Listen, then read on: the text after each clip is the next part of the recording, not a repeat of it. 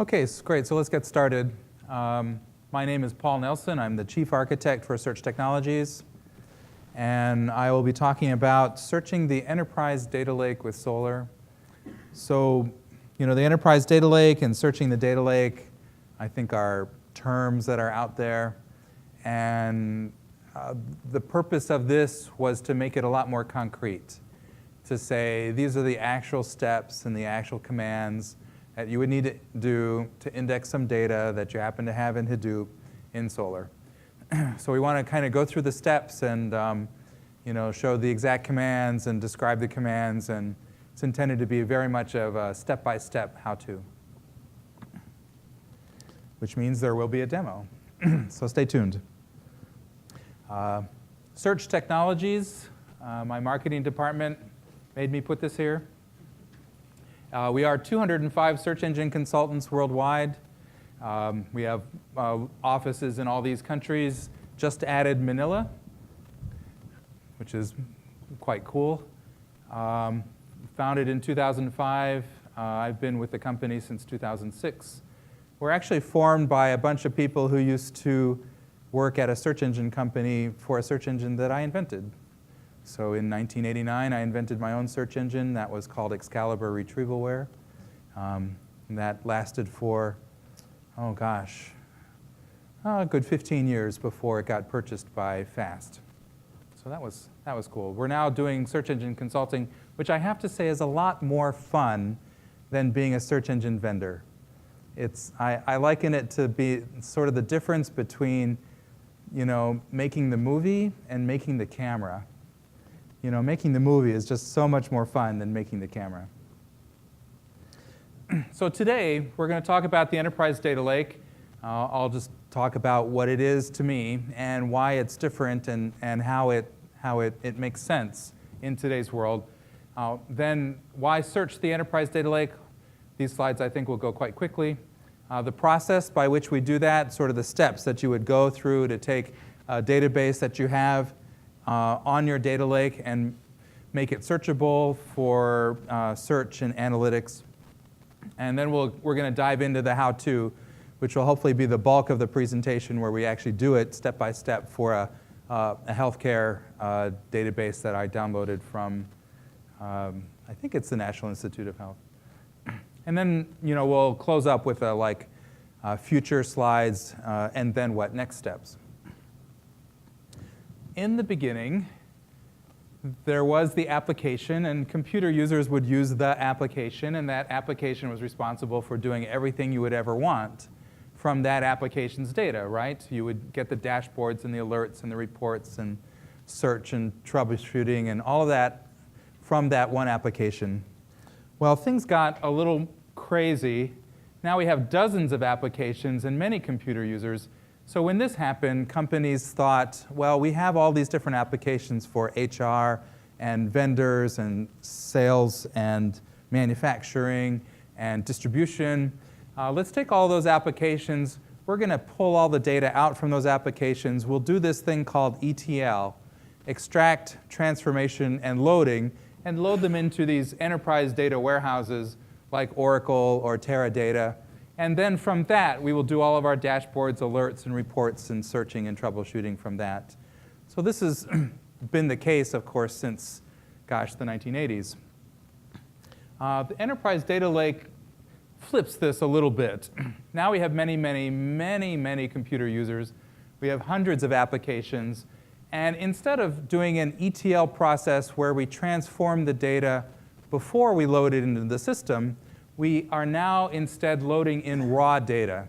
That is, we take the data from the application in pretty much of a raw format as it comes out of the application, with the application field names, the application sense of what a business object is, the application IDs, all that stuff that comes from the application. We're just dumping it as quickly as possible into this thing called the enterprise data lake.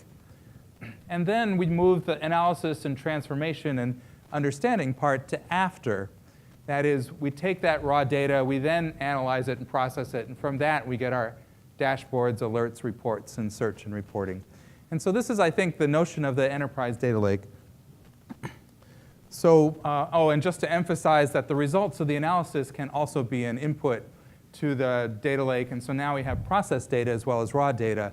And now this becomes a feedback loop, right? Where raw data comes in, we analyze it, we write that analyzed data back into the data lake, and now we have a feedback loop where you're constantly improving the data as you go along. So why is this so new? Well, first, it's raw data, not processed data. Second, we keep it forever. Third, we make it all available to everybody. We only analyze it when needed. We don't analyze it all ahead of time. We don't parse it and format it and structure it ahead of time. And we do it at massive scale. Now, why? Well, first and foremost, you never know what's important up front. There are new data mining techniques being invented daily. And therefore, it's best to keep everything. A lot of the log files, a lot of the log data that 10 years ago we might have thought was completely useless data turns out to be quite important in terms of identifying how people are interacting with the system and how they're trending and how they how they do recommendations and things like that. Also, there's way too much data variety. When you have hundreds of applications, there's no way you're going to be able to pre-process all of that ahead of time into some common model. And so the whole notion of the way that a data warehouse would typically be structured just doesn't work at scale when you have many, many content sources. And you only want to process what you need. And so in a sense, you can save money by not ETLing the useless stuff until you discover a use for it later. And then there are many, many different use cases. So it's hard to predict how people are going to be using this data. So we'll just put all the raw data in there. We'll let people analyze it and process it after the fact. And then, data is power, right? And power to the people. And so I think Data Lake is all about that. You dump everything in there. You say to everybody, here's all of our data. Data is power. You have the power. Now go do something with it. But of course, there's a problem. We have tens of thousands of databases and billions of records. So how do you find the data that you need? So let's search the data lake. And so that's what we're here for. Love this quote. People today think search and big data are separate, but in 2 or 3 years, everyone will wonder why we ever thought that. Everybody knows Doug Cutting, I'm sure. OK, so let's go through the process. We start by pulling the data into the data lake. That's just basically writing it to HDFS or to HBase or whatever database you might have inside of your Hadoop system. We need to research the data to understand it at a minimum level to say, at least, is it a JSON file or a CSV file? What do the fields mean? What fields are important? We then need to configure Solr so that we have some schema inside of Solr that'll represent and process the fields in the right way. We then need to parse and index the data into Solr, and we'll do that with big MapReduce jobs. And we'll then search and analyze it and show dashboards and whatnot. And then once you've gone through all this process, you'll then want to move it to production, which typically means some sort of workflow like Uzi, which gets called at a particular schedule so that these databases and the search indexes are kept up to date. OK, so let's go through each of these steps a little more graphically. First, we load the data. There's lots of different ways of loading data into HDFS. You can just use a command line tool to copy a file in. There's web HDFS that you can stream data in. There's a bunch of connectors by many different companies, including Search Technologies. We can pull data from SharePoint and document them in file systems and relational databases in lots of different places. And we have a web HDFS publisher, which will publish all that data into HDFS. Then once you have the data in HDFS, there's some research process where you actually need to take that raw data and at least have some minimum understanding of what that data is. The format, the most important fields, what fields you likely need to be searched on, which fields are small enumerated fields, what fields are full text fields, what fields are numeric fields that have important business information. From that research, you will then create the Solr configuration and the schema XML inside of Solr. And we'll go through exactly how that's done. Now that we have Solr configured and ready to go, the next step is to actually index that content, and we'll be using Morph Lines to do that. So we'll pull the data from these files, we'll run them through Morph Lines. Morph Lines will pick out and process the data, convert it into fields, do some light processing on the fields, and then write that into Solr. And it'll do that in a very, very scalable way. And then when we're done, we can now take hue and point hue at the Solr search engine, and we can use that to create graphs and charts and analytics and do search. So that's kind of the process we're going to go through in our step-by-step. And then finally, of course, we need to move to production, which means just things not to forget, like testing and quality control. We'll want to look at all the fields and make sure all the fields are correctly processed. We'll want to look at every search feature, make sure the search features are all working correctly, identify all the analytics and the graphs, and perhaps do some back-of-the-envelope calculations to make sure that the numbers are correct. Some incremental processing. Presumably, you're pulling this data from some application. Unless it's a legacy application that has been mothballed, probably there will be fresh data coming in. So you'll need some way of doing some sort of incremental updates.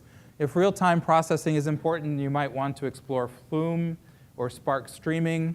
But you could also do just incremental batches, right, where you get either, maybe you get a dump of the whole data every week, and you just reprocess it every week.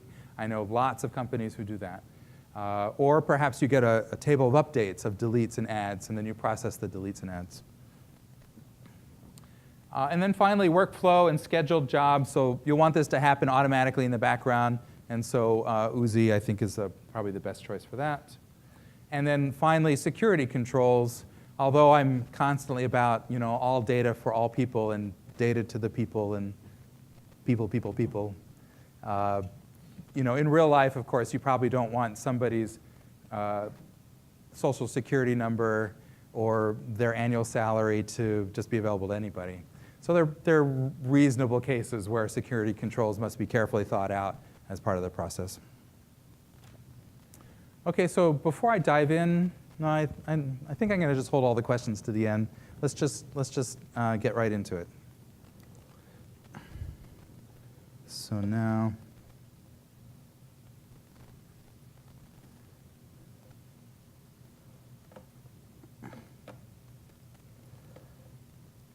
OK, so I have my demo instructions. So we're going to just go through the instructions. The first thing I just wanted to show you is the environment itself.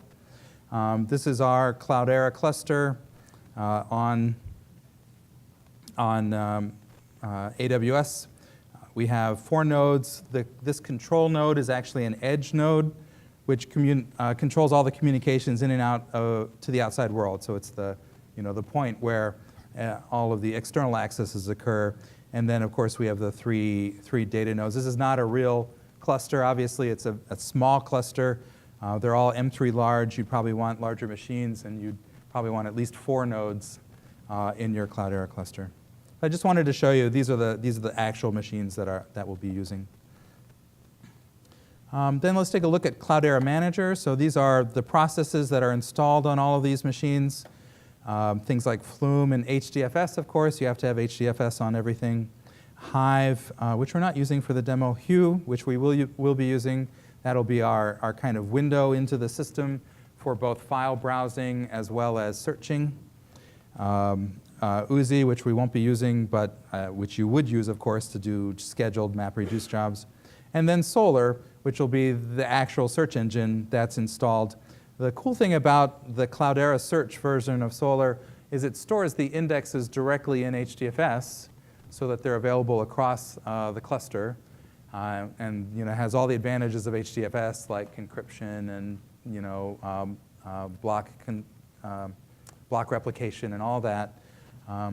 But it also allows us to do distributed bulk MapReduce indexing, and so it'll actually take an indexing job, distribute that across all the nodes in the cluster, and can do these massive indexing jobs in way less time than any other system. So the fact that Solr is actually built into Hadoop and designed with MapReduce is just super cool. So you don't actually send the documents to Solr to do the indexing. It actually does a MapReduce job and does the indexing distributed across the network, then merges them all together, and then fields them online and puts them go live. It's very cool.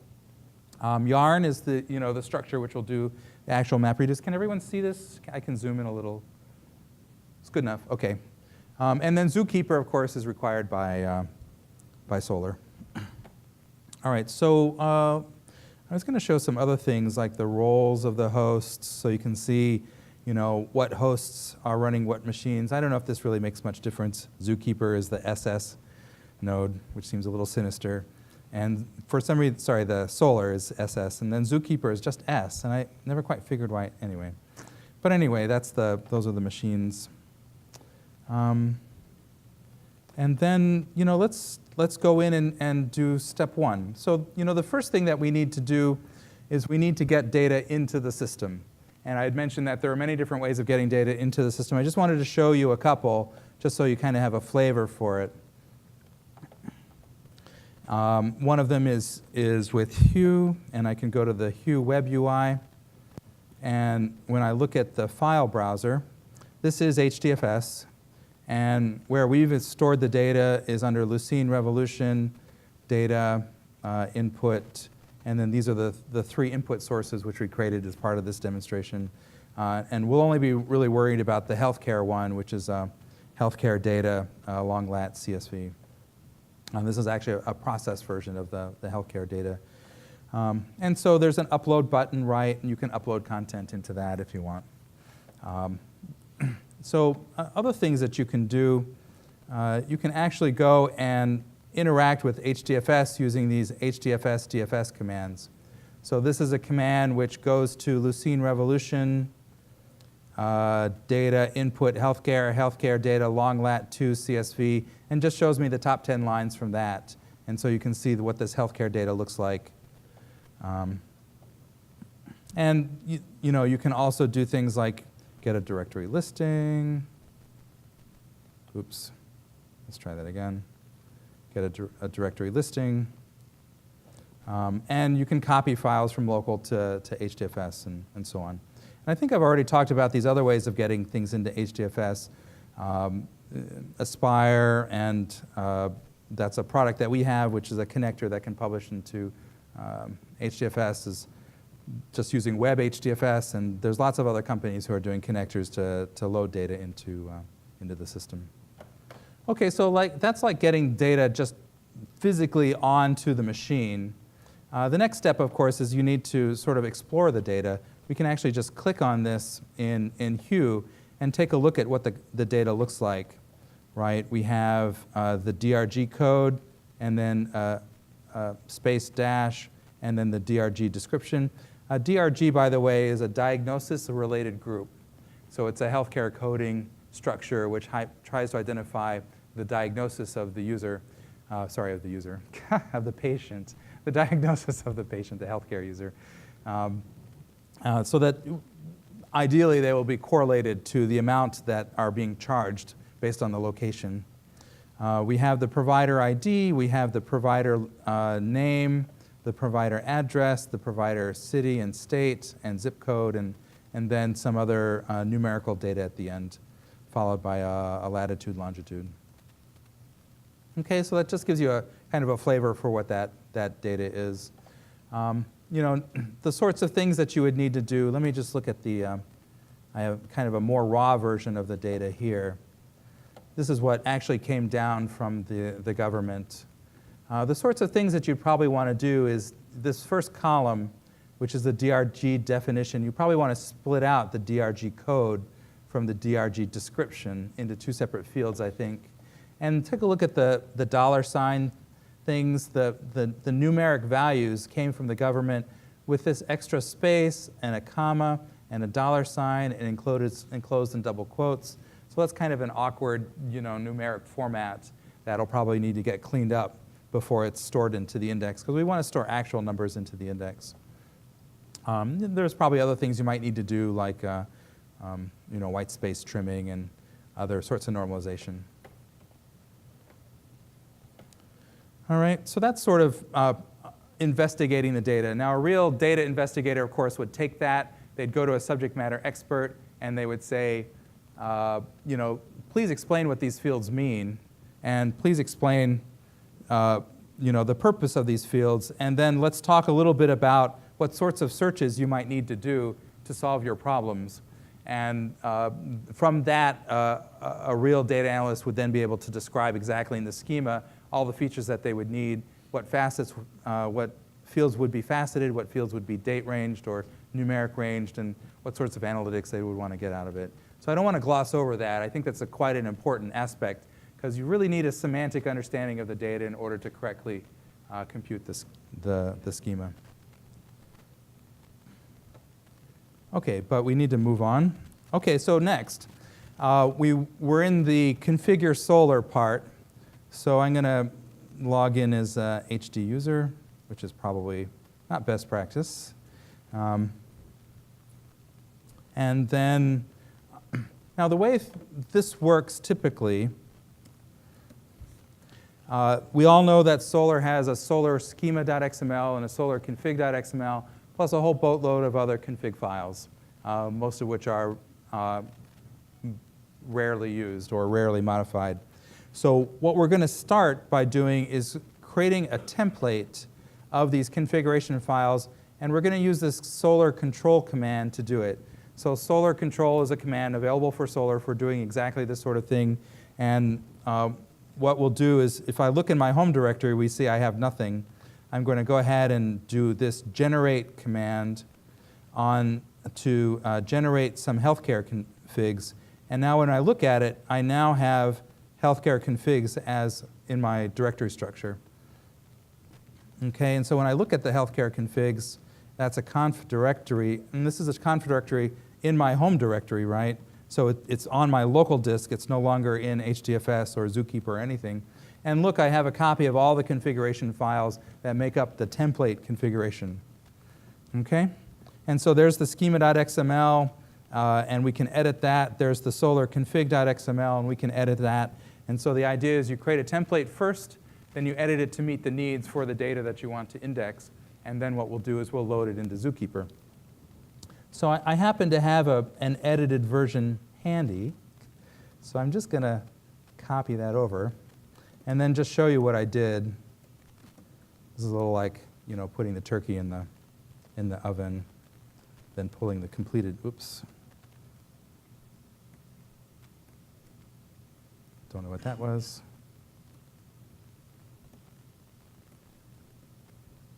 All right. So basically, what we've done is we've created the schema for the fields that we expect to have inside our index. And so we see here we have fields for the DRG code, the DRG description, the provider ID, the provider name. So these are all the fields from the columns of our healthcare example data. And we have the appropriate types for them and whether they're indexed or stored or multi-valued. So all the things that you would expect in a Solr schema. Plus a few, sorry, for some reason, is my caps lock on? Sorry. Unused to this version of VI. Plus a few copy fields for copying the data into the text field for full text searching. Okay, so that makes sense, I think. So, if you know Solr, then you'll know that those are the configuration files that you would typically edit for Solr. So then the next thing we want to do is now upload those configurations to Zookeeper. And we're going to create this config called the healthcare demo config. And so we'll use this Solr Control command to create an instance directory. And we're going to create the healthcare demo directory, and we're going to load into that all the data from my healthcare configs from my local machine, now that all that's getting uploaded into Zookeeper. All right, so let's see exactly what happened. If we go to the Solr admin, and we take a look at the cloud, and we look at the tree, what we have is the configs. And these are all the configurations for all of my different indexes. And now we have the healthcare demo, and that healthcare demo config has all the configs that we would expect, plus the schema XML with the DRG codes, I think. Yes, with all the fields that I had entered. So the whole purpose of this was to get a template, edit that template, load it into Zookeeper, So now it's available to Solr Cloud as one of the configs inside of Zookeeper. Make sense? Pretty straightforward, I think, so far. OK, so what's next? Next, we need to create an actual index. This is essentially an empty index called a collection inside of Solr. And that empty index will be correlated to a core, I gather. And then that core will be tied to that set of configurations that we've just uploaded. So we do that with the Solr Control command. And so we're now going to create a new collection. We're going to create the healthcare demo collection. We see that it's going to have 2 shards, so it's going to split the index into 2 parts. If it was going to be a very, very large index, I'd probably want to split it into a lot more parts. If it was a relatively small index, 1 part would be more than enough. The -R1 means that there is only 1 replica or I guess there's no replicas technically. There's only 1 version of it. R2 would means it would create a second replica and replicate those 2. If you have an extremely unstable system, or if your IT operations people like to randomly shut down your machines, probably you'll want to create a -R3. If you want failover, you'll want -R2. If it's just for a demo, -R1 is just fine. And -M4 says the maximum number of shards that can be put onto a single machine, which we've just set to 4. All right? So now let's take a look at that in Solr and just make sure if we go to the core admin, yes, we now have 2 healthcare shards. And so that's healthcare demo shard 1, healthcare demo shard 2. And we look at them, and they both have number of documents equal to 0. And so we've created our new healthcare demo collection. And now it's ready and available to receive documents from indexing. All right. OK, so the next part is kind of the more magical part. What we're going to do is create a Morph Lines program that will pull data from our CSV file, process it, and convert it to Solr fields, and then write it into Solr. And since that's not the sort of thing that one does in a live demo, I have it set to go. So let's go ahead and take a look at it.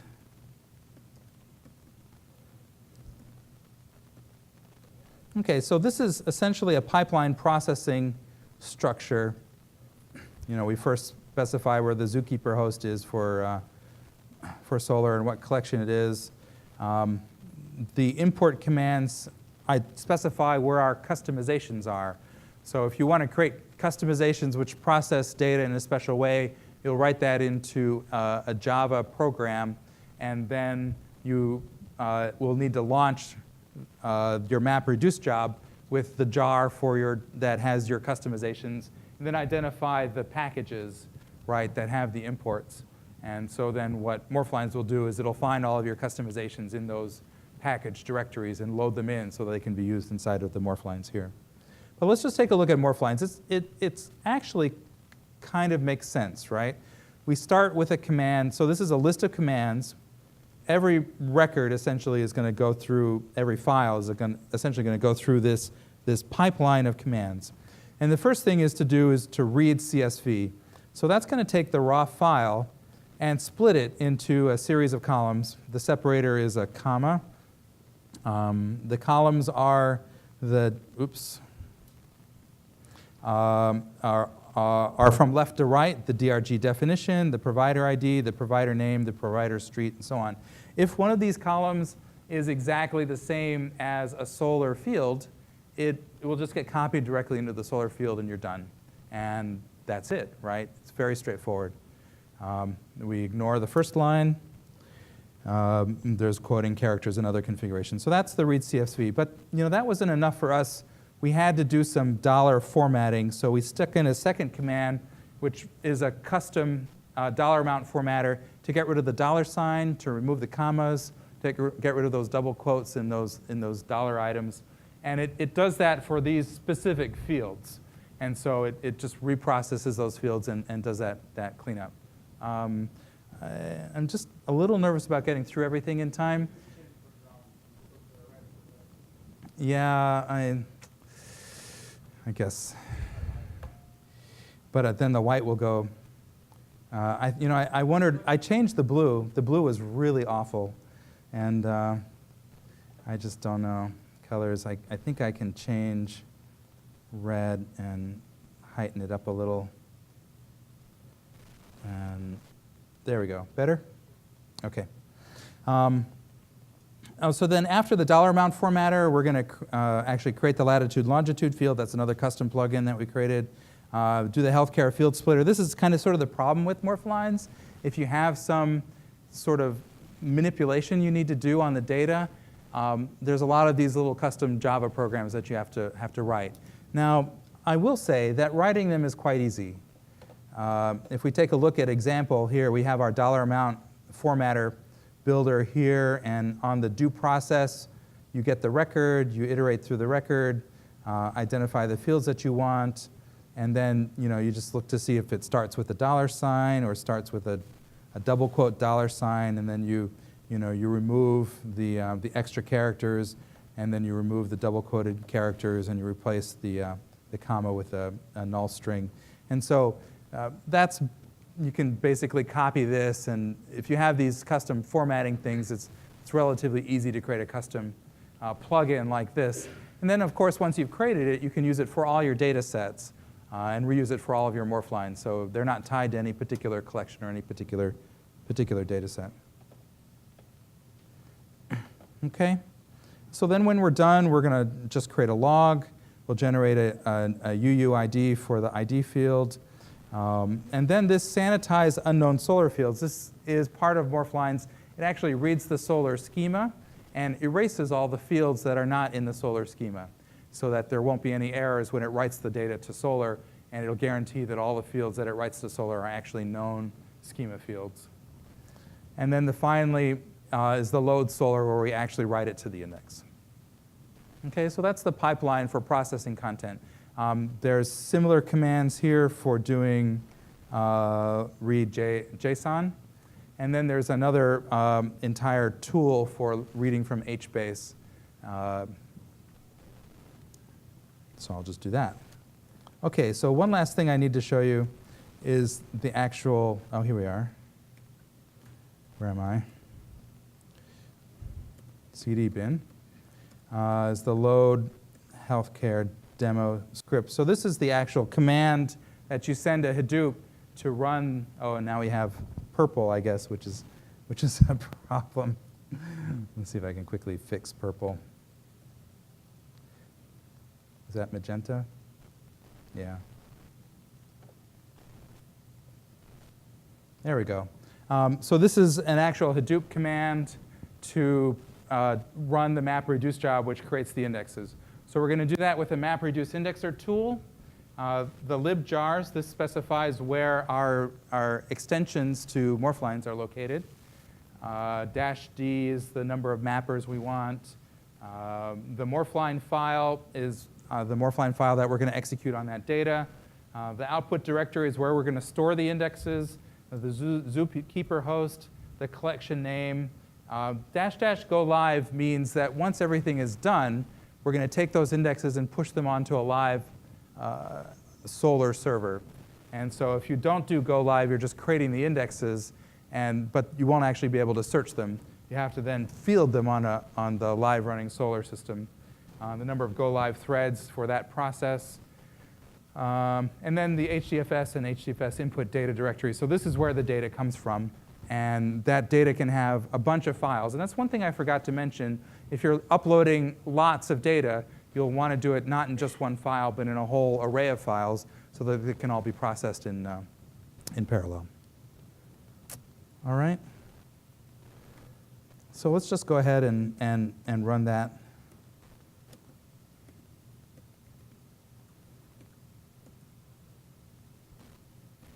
Aha.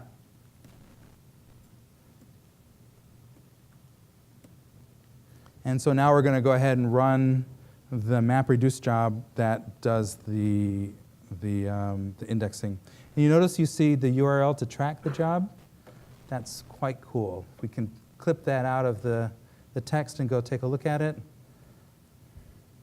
Here's our MapReduce status. So that's the job ID for the MapReduce status.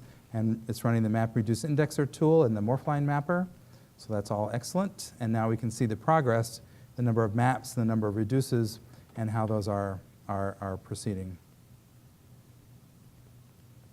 And should only take a few minutes, maybe less. Just trying to think if there's anything I can say about this while we're doing it.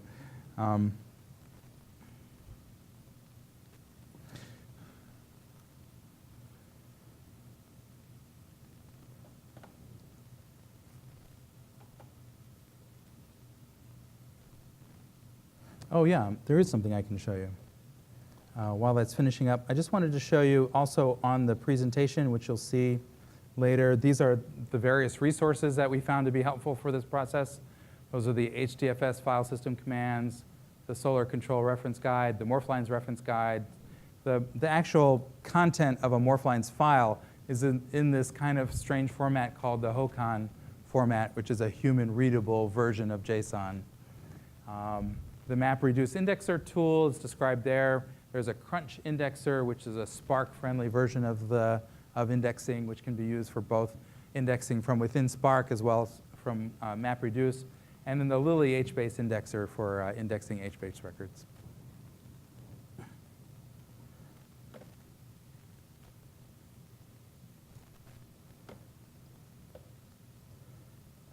OK, so we should be done by now. And indeed we are. It succeeded. So then we take a look. Success, done. Program took blah, blah, blah seconds. So now let's take a look and see if it actually got there. We go back to Solr admin, go to the core admin, and we look at the healthcare data, whereas before we had 0 documents in the shard. Now we have 81,000 in that shard, 81,926 in that shard. So let's go ahead and select that. Let's do a query. Execute the query, and voila, we get 163,011 documents in Solr. OK, so that's very cool. I just have 1 minute to show you dashboards, and so I don't have time for actually well, I think I have time for doing a quick dashboard. We'll just construct a layout. We'll drag in some search results.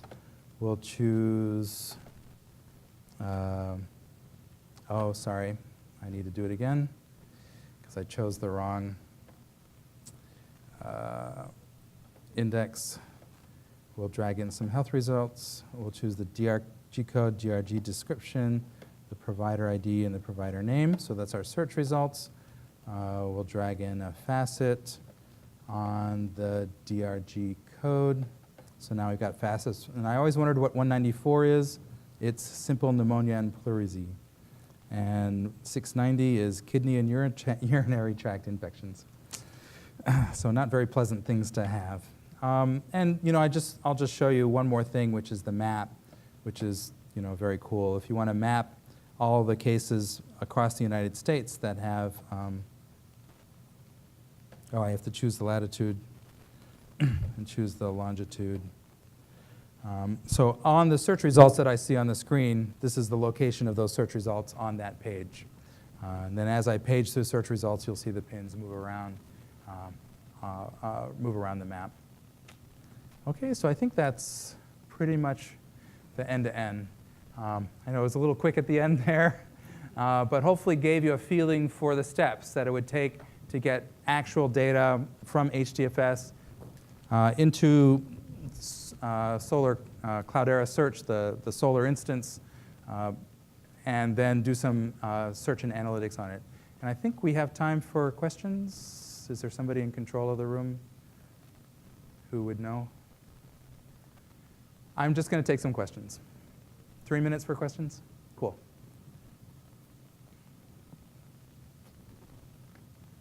No questions? Yes.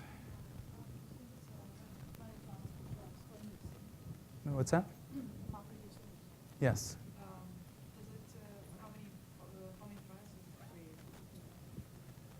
Well, I mean, I think it's based on the number of mappers. I don't know if it creates multiple threads per mapper, but it's going to distribute the jobs around all the nodes on the cluster. What's that? I think so, yeah. Yes, you would use the crunch indexer for indexing from Spark.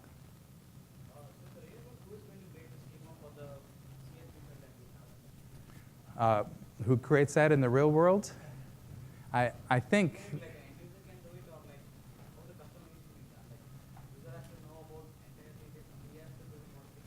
Yeah. You know, the way that we did it is we created a Excel spreadsheet format with the list of fields and the list of types. And we had a business user who looked at the data, wrote the fields down with the types, put in any special instructions, and then we built the schema from that. So, you know, that's how we did it. It kind of needs to be somebody who knows the data and knows how it's going to be searched. So they need to know a little bit about the business aspects of it in order to do it correctly. That's, oh, you know, I forgot to put that up on the slide. So I'll just you know, put up this last slide, which is, you know, what's next. There are some other analytic interfaces to explore, like Banana and Zoom Data. Zoom Data can go for search over Solr. If you're doing Spark, you would want to use Spark for streaming data, some other complex analytics. And this is where you would create a process, you know, the data research, spreadsheets, incorporate the business users as part of the process, and explore self-service ingestion as well, and higher search technologies. So, question?